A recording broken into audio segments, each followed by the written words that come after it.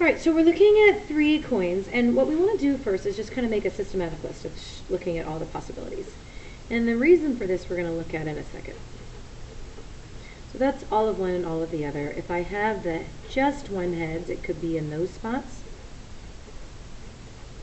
And if I have just one tail, it can be in those spots. So I have a total of 8 different things that could happen. So the probability of getting 3 heads is heads and heads and heads, which is 1 out of 8. Now, looking at this other idea of and or, get a heads, and get a heads, and get a heads is also 1/8. This is where things get different. This one is saying 1 head and 2 tails. And if we look at it, it's 3 of those possibilities that can happen. So this probability is 1/2 times 1/2 times 1/2, but then this one is also 1/2 times 1/2 times 1/2, and this is also 1/2 times 1/2 times 1/2. So this probability for all 3 of them is 1/8 for each of them. So if I look at this idea of and, this and this and this, this and this and this, this and this and this, and then or, this plus this plus this, I get 3/8. The problem with this is I have to actually figure out what are all the different ways that that could happen, so I can make sure that I add all of those together. So in this case, the sample space is a little bit easier because you can just choose those 3 out of the total of 8 things that can happen. But the and and the or still does match up. At least 1 tail means that not heads, heads, heads.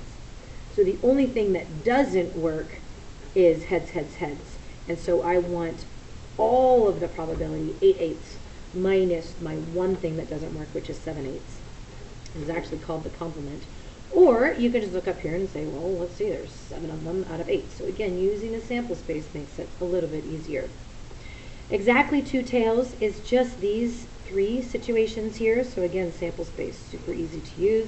And at least 1 of each of them means both of those are out, but all 6 of these are ways that that can happen. So technically, each of these is a 1/8 probability gotten from and, but then I have to add all of them together, or I just count out that I have 6 out of 8 for my total. So both of them actually work. Let's go ahead and look at the 6-sided die. The probability that you roll a 3 or a 4. So that's 2 ways to be successful out of 6 total possibilities. The other way of looking at it is to roll a 3 is 1/6, to roll a 4 is 1/6, and or means add, that I want this one plus this one gives me this answer here. Okay, let's go ahead and look at here. What is the probability you roll a number that is odd or divisible by 4? So odd would be 1 and 3 and 5. And 2 isn't, and 6 isn't, but 4 is divisible by 4.